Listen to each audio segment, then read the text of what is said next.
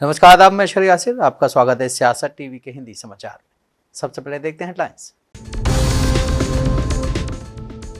दिल्ली विधानसभा चुनाव की तारीखों का ऐलान, 5 फरवरी को वोटिंग, 8 को घोषित होंगे नतीजे। बच्चों को चपेट में ले रहा एचएमपी वायरस ने बढ़ाई टेंशन, देश के 5 राज्यों में आए केस। संजय राउत की आम आदमी पार्टी और कांग्रेस को नसीहत, बोले देर सवेर हमें आना है एक साथ, जनता हमसे करेगी सवाल। संदीप दीक्षित का बड़ा दावा, कहा बूथों पर 300 करोड़ रुपए नगद खर्च कर रही है आप, हम इसी से करेंगे शिकायत। संभव मामले में सपा प्रतिनिधि मंडल ने अखिलेश यादव को सौंपी रिपोर्ट, माता प्रसाद पांडे का आरोप, कहा पुलिस ने की ज्यादती। बीपीएससी अभ्यर्थियों के समर्थन में राज्यपाल से मिले पप्पू यादव, 12 जनवरी को करेंगे बिहार बंद। मंगलवार की अमंगल शुरुआत, भूकंप से भारत समेत 5 देशों में दहशत, तिब्बत में सबसे ज्यादा तबाही। अब समाचार विस्तार से। चुनाव आयोग ने आज दिल्ली चुनाव को लेकर तारीखों का ऐलान कर दिया है। मुख्य चुनाव आयुक्त राजीव कुमार ने कहा है कि दिल्ली में सभी 17 सीटों पर एक ही चरण में 5 फरवरी को वोट डाले जाएंगे। वोटों की गिनती 8 फरवरी को की जाएगी। मुख्य चुनाव आयुक्त ने कहा है कि दिल्ली में इस समय 1,55,00,000 वोटर्स हैं, जिनमें से 83 लाख से ज़्यादा पुरुष वोटर्स हैं, जबकि 71.74 लाख से ज़्यादा महिला वोटर्स हैं।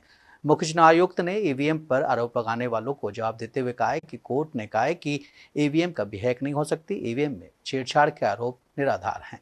So this is the schedule. We will start, it's a single phase election. Date of notification will be 10th of January, Friday. Last date of making nomination will be 17th of January. Scrutiny on 18th of January. Withdrawal 20th. These are the statutory periods of time which is given. Date of poll is 5th and counting is 8th, and 5th again we have very deliberately kept Wednesday. क्योंकि हम सोचते हैं सब दिल्ली वाले vote करें, इसलिए इस बार भी महाराष्ट्र की तरह हमने इसको वेडनेसडे में रखा है। Entire election process after counting will be complete by 10th, and this is we are doing elections in bypolls also in Milkipur in UP and Erode in Tamil Nadu. Before you ask me why other by polls are not being done, let me answer it here. Save one question from you. पूरी दुनिया corona महामारी से उबरी रही थी कि इसी बीच चीन में ह्यूमन मेटा न्यूमो वायरस यानी एचएमपीवी की वजह से फिर से कोविड-19 के जैसे हालात बनने लगे हैं। अस्पतालों में बढ़ती भीड़ की खबरों और सोशल मीडिया पर वायरल हो रहे वीडियोज ने दुनिया भर की नींदें उड़ा दी हैं। इस वायरस ने भारत में भी दस्तक दे दी है। बेंगलुरु में इसके पहले मामले की पुष्टि हो गई है। देश में अब तक कुल 8 मामले सामने आ चुके हैं। ये मामले 5 राज्यों से सामने आए हैं। कर्नाटक, महाराष्ट्र में 2-2, गुजरात में 1, पश्चिम बंगाल में 1 और तमिलनाडु में 2 मामले सामने आए हैं। केंद्रीय स्वास्थ्य मंत्रालय ने बताया कि आईसीएमआर ने कर्नाटका में 2 बच्चों में एचएमपीवी संक्रमण पाया है। 3 महीने की बच्ची और 8 महीने के बच्चे में संक्रमण मिला है। इसके अलावा गुजरात में भी 1-2 माह की बच्ची भी संक्रमित पाई गई है। हालांकि एक्सपर्ट्स और डॉक्टरों का कहना है कि ये बहुत गंभीर रोग वाला वायरस नहीं है। इससे ज़्यादातर संक्रमितों में फ्लू जैसे लक्षण होते हैं। इसके ज़्यादा खतरनाक साबित होने का डर कम है। हालांकि सरकार अलर्ट मोड पर है। तैयारियों की समीक्षा शुरू हो गई है। सरकार ने राज्यों को दिशा निर्देश जारी किए हैं। साथ ही स्वास्थ्य एजेंसियों को भी अलर्ट रहने के निर्देश दिए हैं। महाराष्ट्र के नागपुर में भी वायरस के 2 संदिग्ध मरीज मिले हैं। एक 13 साल की बच्ची और एक 7 साल के लड़के के अंदर वायरस मिला है। लगातार सर्दी, खांसी और बुखार के बाद परिवार ने जांच करवाई, रिपोर्ट पॉजिटिव आई है। हालांकि इन दोनों बच्चों को अस्पताल में भर्ती नहीं करना पड़ा। एचएमपीवी के प्रसार को रोकने के लिए साबुन और पानी से बार-बार हाथ धोने सहित अन्य स्वच्छता उपायों को अपनाना आवश्यक है। छींकते या खांसते समय मुंह और नाक को ढकना और मास्क पहनना भी इसके प्रसार को सीमित कर सकता है। की शुरुआत में ही छत्तीसगढ़ में नक्सलियों ने बड़ी वारदात को अंजाम दिया है। बीजापुर जिले में घात लगाकर बैठे नक्सलियों ने सोमवार को जवानों की गाड़ी को निशाना बनाया। इसमें 8 जवान शहीद हो गए। वहीं हमले में गाड़ी के ड्राइवर की भी मौके पर ही मौत हो गई। नक्सल प्रभावित कुरुटू से बदरे मार्ग पर करेलकी के पास नक्सलियों ने जवानों से भरी पिकअप वाहन को ब्लास्ट कर उड़ा दिया है। इस हमले में अब तक 8 जवानों के शहीद होने की पुष्टि हो चुकी है। क्या सरकार ओवर कॉन्फिडेंस में है? क्योंकि बस्तर की भौगोलिक स्थितियां पूरी तरह से विपरीत है। इन विपरीत स्थितियों में चुनौती फोर्स के लिए सबसे बड़ा कठिन है, लेकिन इन परिस्थितियों में भी सरकार ओवर कॉन्फिडेंस में और हमारी जवानों की जान जोखिम में डालकर आज 8 जवान शहीद हुए। इसका जिम्मेदार है कौन? कहीं न कहीं सरकार की गंभीर लापरवाही है। इस लापरवाही का कौन है जिम्मेदार? अगर शायद मैं समझता हूं कि अगर थोड़ा सा सुरक्षा में चूक नहीं होता तो हमारे 8 जवान शहीद नहीं होते। सर, ओवर कॉन्फिडेंस की बात है, ऐसा क्यों लग रहा है आपको कि ओवर कॉन्फिडेंस? सरकार सिर्फ हवा में चल रही है, जबकि बस्तर की भौगोलिक स्थितियां जंगल, पहाड़, नदी, नाले, बहुत विपरीत परिस्थितियां हैं। इन परिस्थितियों में सजगता और यहां पे सुरक्षा सबसे बड़ी चिंता है, लेकिन कहीं न कहीं सुरक्षा में चूक हुई है। इसकी वजह से इतनी बड़ी महाराष्ट्र सरकार में मंत्री राधाकृष्ण विखे पाटिल के बेटे और पूर्व सांसद सुखोय विखे पाटिल ने विवादित बयान दिया है। उन्होंने शिरडी साईं बाबा के भक्तों को भिखारी और मुफ्तखोर बोला है। सुजय ने शिरडी में एक कार्यक्रम को संबोधित करते हुए कहा कि महाराष्ट्र के सभी भिखारी शिरडी में जमा हो गए हैं। उनके इस बयान पर अब शिवसेना यूबीटी नेता आनंद दुबे की प्रतिक्रिया सामने आई है। ऐसे बयानों का क्या कहे, इतनी दुर्भाग्यपूर्ण बयान है। अरे भोजन करवाना ये तो बहुत बड़ी खुशी और गर्व की बात है। शिरडी साईं बाबा जब कहीं से भिक्षा मांगकर लाते थे उस जमाने में, तो अपने अगल बगल के लोगों को बिठाकर खिलाते थे, अपने हाथों से भोजन पकाकर खिलाते थे। गुरुवार गुरुवार वो खिचड़ी बांटने की परंपरा उन्होंने शुरू की। उस साईं बाबा का तो कम से कम कोई लिहाज करो, कोई ख्याल करो। जो साईं संत जिन्होंने पूरे देश को एक संदेश दिया कि पूरा देश एक है और श्रद्धा सबरी रखो, हम सब एक है, सबका मालिक एक है। ऐसे साईं बाबा के शिरडी में रह के अगर आप नेता बन के भी लोगों के प्रति दुर्भावना रखें। दिल्ली विधानसभा चुनाव की तारीखों का ऐलान आज हो गया है। अब शिवसेना यूबीटी गुट के सांसद और वरिष्ठ नेता संजय राउत ने कांग्रेस और आम आदमी पार्टी को नसीहत दी है। संजय राउत ने कहा है कि लोकसभा में आम आदमी पार्टी और कांग्रेस एक साथ लड़े, इसलिए हम बीजेपी को रोक सके, लेकिन विधानसभा में जिस तरह से फ्री स्टाइल कुश्ती चल रही है, देश देख रहा है। 4 साल बाद जनता हमसे सवाल करेगी। हमारा शत्रु बीजेपी है, कांग्रेस या आप नहीं है। एक साथ रहेंगे तभी देश को आगे ले जा सकते हैं। तारीख तो जाहिर होगी, उससे पहले अखाड़ा चल रहा है। अखाड़े में सब पहलवान एक दूसरे के कपड़े फाड़ रहे हैं, ये ठीक नहीं है। कांग्रेस पार्टी, आम आदमी पार्टी जो है, कल तक लोकसभा में हम एक साथ लड़े हैं दिल्ली में, और अच्छे लड़े। सीट नहीं जीत पाए लेकिन अच्छे लड़े। लेकिन विधानसभा में जो माहौल बना है, तो लगता है कि हम दोनों मिलकर क्या भारतीय जनता पार्टी को मदद करने जा रहे हैं। हमारी इस देश में और दिल्ली में हमारी लड़ाई होनी चाहिए भारतीय जनता पार्टी से, आप और कांग्रेस से नहीं। लेकिन जिस तरह से मैं देख रहा हूँ, कांग्रेस पार्टी हमारी और आम आदमी पार्टी में जो झगड़ा चल रहा है, इस लेवल पे चल रहा है, वो देश की जनता देख रही है। और जब हम अगले लोकसभा में एक साथ जाएंगे लड़ने, तो सवाल पूछेगी ये हमारे बर्ताव के बारे में। बलात्कार के केस में लंबे समय से जेल में बंद आसाराम को कोर्ट ने जमानत दे दी है। 2013 के बलात्कार के मामले में गांधीनगर की निचली अदालत से आसाराम को आजीवन कारावास की सजा सुनाई गई थी, तभी से आसाराम जेल में बंद है। सुप्रीम कोर्ट ने मेडिकल ग्राउंड पर 31 मार्च तक अंतरिम जमानत दी है। सुप्रीम कोर्ट ने आसाराम को अंतरिम जमानत देते हुए कुछ शर्तें भी लगाई हैं। कोर्ट ने आसाराम को मेडिकल आधार पर जमानत दे दी है। कोर्ट ने जमानत देने के दौरान साफ किया है कि इस दौरान सबूतों के साथ कोई छेड़छाड़ न की जाए। इसके अलावा जमानत के दौरान अपने किसी अनुयायियों से मुलाकात ना करें। सुप्रीम कोर्ट की तरफ से 31 मार्च तक के लिए आसाराम को जमानत दी गई है। आसाराम का फिलहाल जेल के आरोग्य चिकित्सा केंद्र में इलाज किया जा रहा है। बता दें कि वो हार्ट पेशेंट है। इसके पहले उसे हार्ट अटैक भी आ चुका है। इसके पहले भी कोर्ट की तरफ से मेडिकल आधार पर जमानत दी गई थी। जमानत के लिए आसाराम के वकील कई बार कोर्ट में अर्जी दाखिल कर चुके हैं। वहीं कोर्ट का साफ कहना है कि केवल मेडिकल ग्राउंड पर ही विचार किया जा सकता है। इसके अलावा किसी तरीके की कोई राहत नहीं दी जाएगी। कोर्ट पहले ही सजा निलंबित करने की याचिका खारिज कर चुका है। आज कोर्ट ने आसाराम को सशर्त जमानत दी है। पीड़िता की बहन ने आसाराम के बेटे नारायण साई के खिलाफ भी बलात्कार का मामला दर्ज कराया था।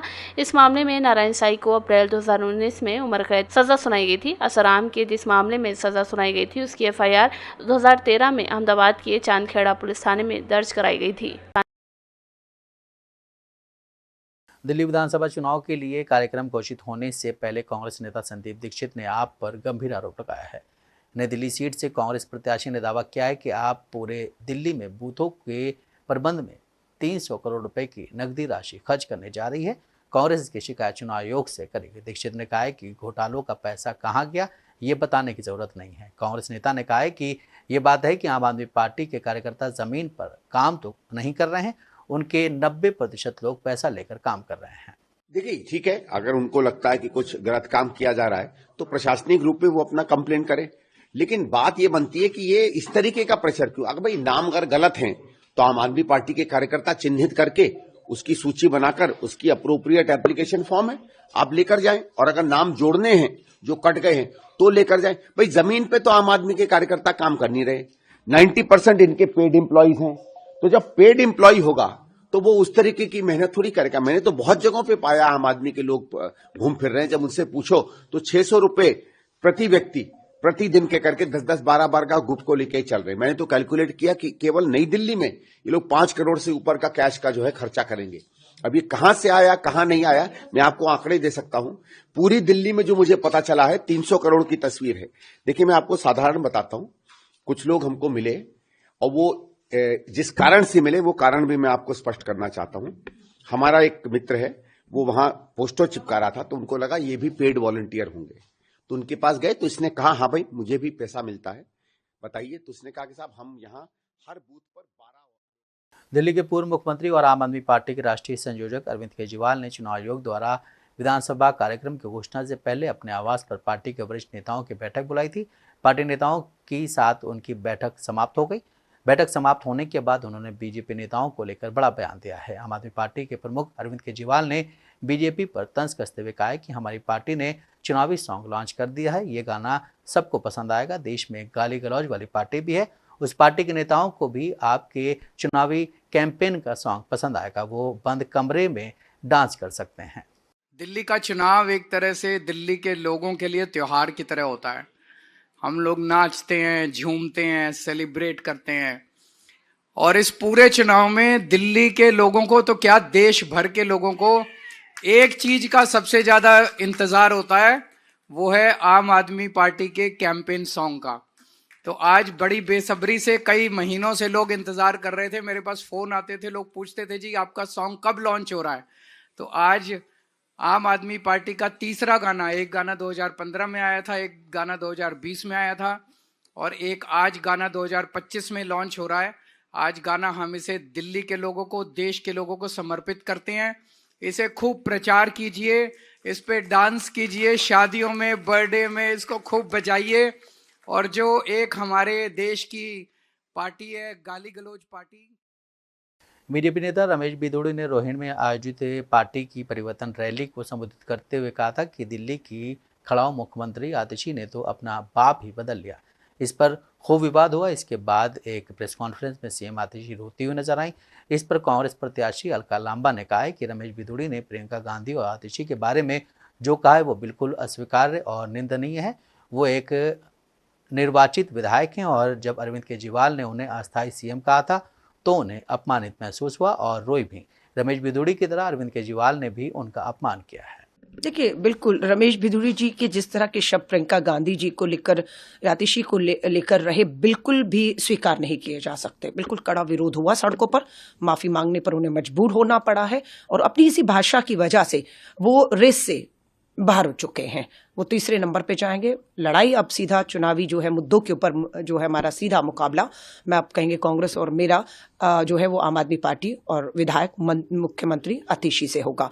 भावुक होने की आप बात कर रहे हैं, मुझे तो यहाँ पर स्वाभाविक है, भावुक होना बनता है, लेकिन मुख्यमंत्री है ना, मैं विधायक थी जब विधानसभा के अंदर बीजेपी के विधायक ओपी शर्मा ने आपत्तिजनक मुझे लेकर कुछ टिप्पणी की थी।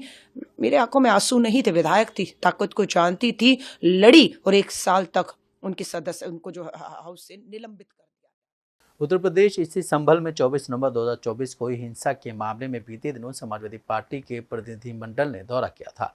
अब इसकी रिपोर्ट अखिलेश यादव को सौंप दी गई है। यूपी विधानसभा में नेता प्रतिपक्ष माता प्रसाद पांडे ने अखिलेश यादव को रिपोर्ट सौंप दी है। इसके बाद पत्रकारों से मुखातिब होते हुए माता प्रसाद ने कहा है कि भाजपा वालों ने दंगा जानबूझकर करवाया था। बीजेपी के कार्यकर्ताओं को लेकर सर्वे की टीम गई थी। भाजपा अपनी रोटी सेक रही है, सांप्रदायिकता को बढ़ावा भी दे रही है और लगातार जिस तरह की कार्रवाई हो रही है कि वहां पर लोगों के ऊपर दबाव बनाना,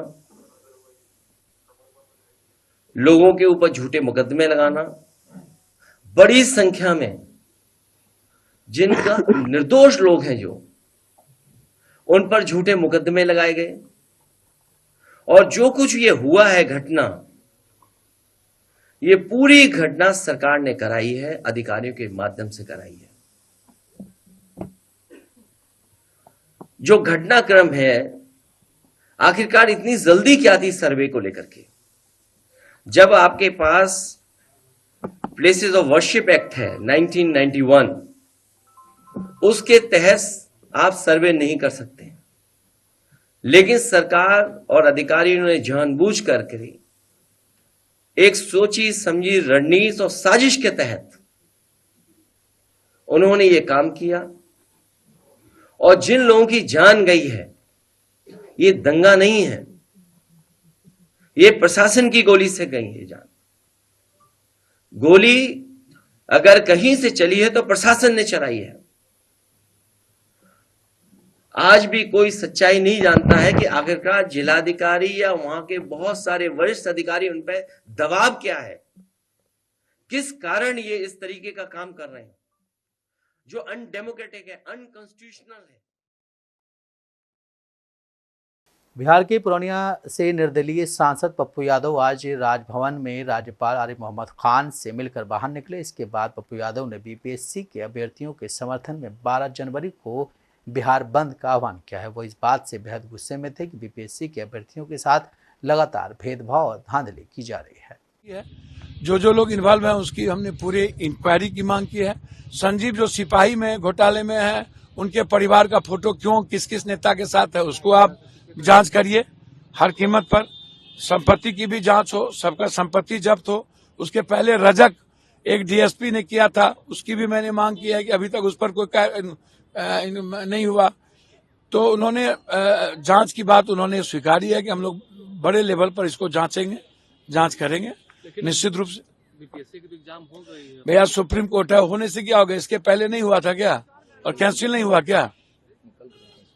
स्टे नहीं हुआ क्या? सुप्रीम कोर्ट जाएंगे। बिहार बंद का भी निर्णय हम लोगों ने 12 तारीख को लिया है। 9 तारीख को महागठबंधन के साथ धरना पर है। सभी लोगों से अपील हमने आग्रह किया है कि हम लोग बिहार में बंद में एक कदम आगे बढ़े ताकि सरकार पर और अन्य लोगों पर दबाव पड़े। 12 तारीख को जो आपने कॉल किया है बिहार बंद का, क्या उसमें किन किन लोगों को? हमने कहा सभी लोगों से आग्रह करेंगे कि व्यापक है, इसको राजनीतिकरण नहीं, बच्चों के लिए हम लोग को सड़क पर रहनी चाहिए। तो विपक्ष के सारे जितने हैं, तेजस्वी यादव हो या हम सब से लीडर है ये लोग, हम नेता हैं। वो लोग नेता को रहना ही चाहिए, सड़कों पर रहना ही चाहिए उन लोगों को। हम साथ वहीं आरजेडी नेता तेजस्वी यादव ने आज एक बड़ा ऐलान किया। उन्होंने कहा है कि हम हर घर को 200 यूनिट तक मुफ्त बिजली देंगे और हम वरिष्ठ नागरिकों के लिए पेंशन को बढ़ाकर अब 1500 रुपये प्रति माह करेंगे। साथ ही उन्होंने कहा है कि हमने 5 लाख लोगों को रोजगार भी दिया है। जो वृद्धा पेंशन है, सामाजिक सुरक्षा पेंशन है, जो बगल में झारखंड में चले जाओ तो वहां 1000 रुपए है, यहाँ 400 रुपए मिलता है और इस महंगाई में कोई मतलब नहीं है। तो इसलिए इसको 400 से बढ़ा करके हम लोग जो है 1500 रुपए करेंगे।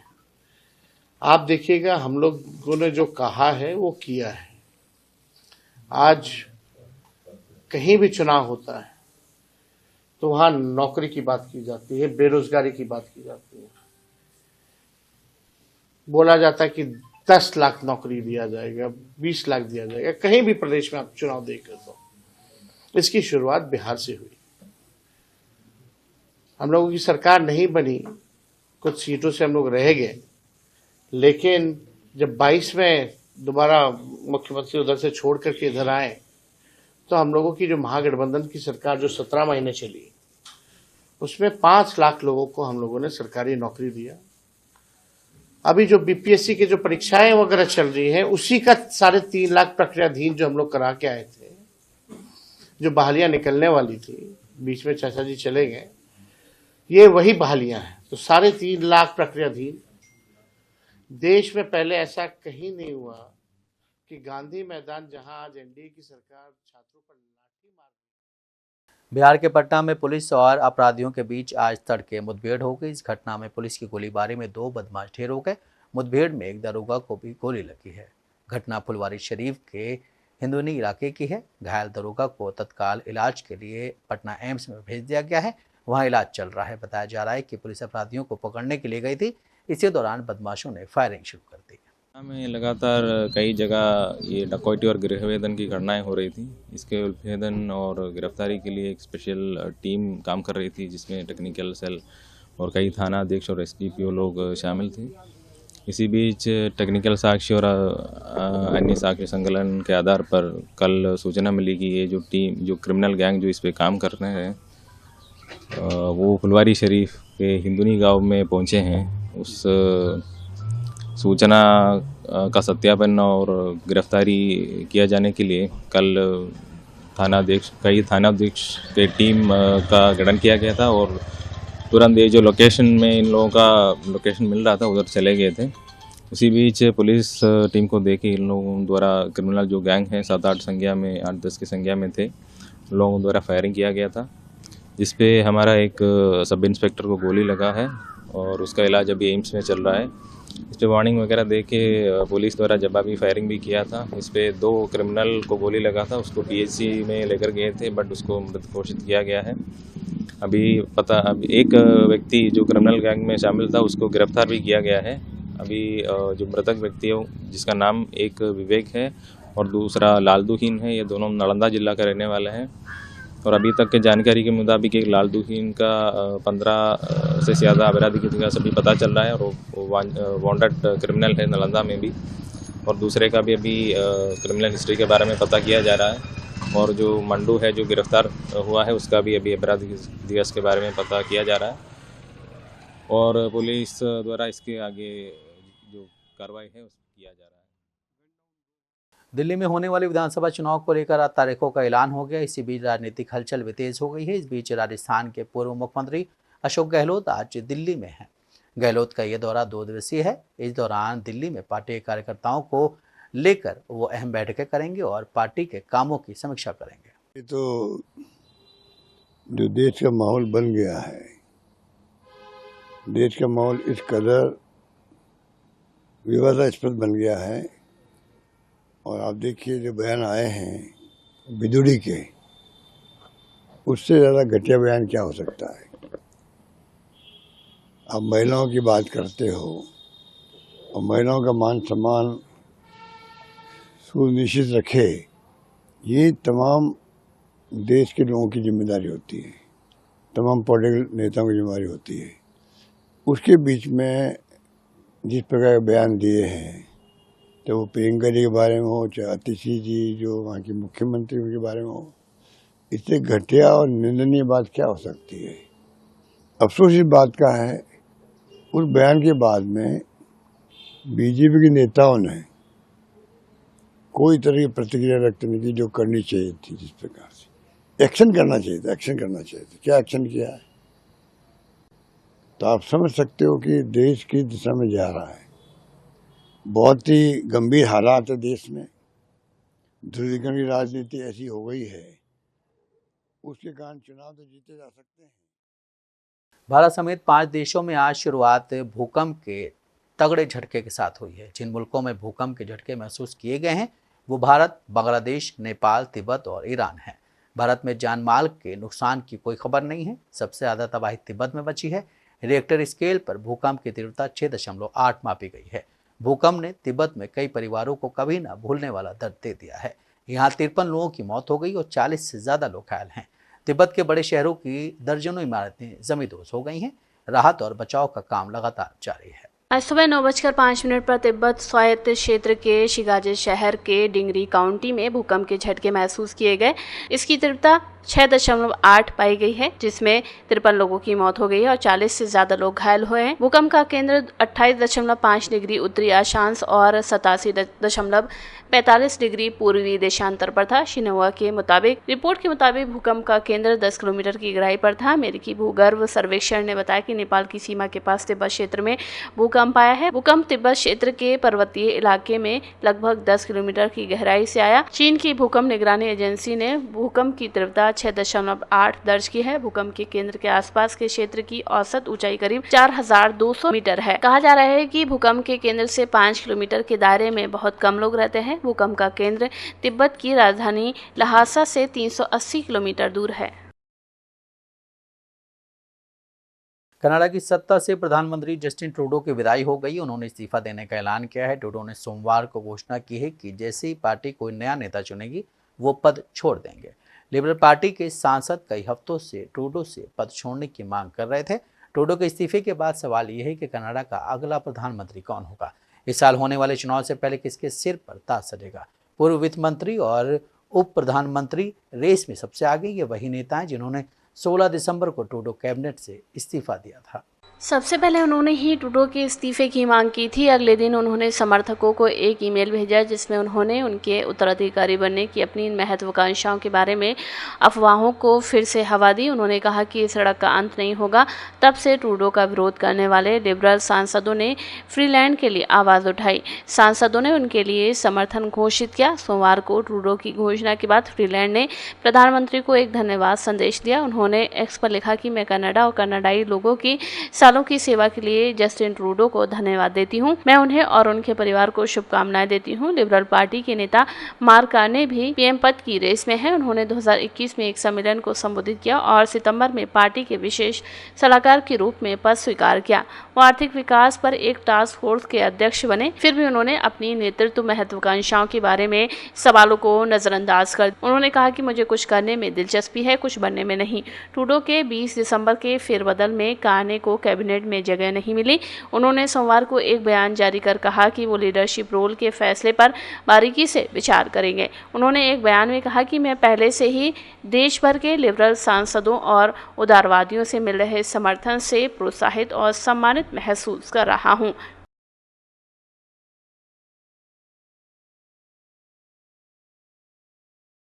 हिंदी समाचार यहीं समाप्त होता है। मुझे दें इजाजत। बाकी खबरों के लिए अपने रहें सियासत टीवी के साथ।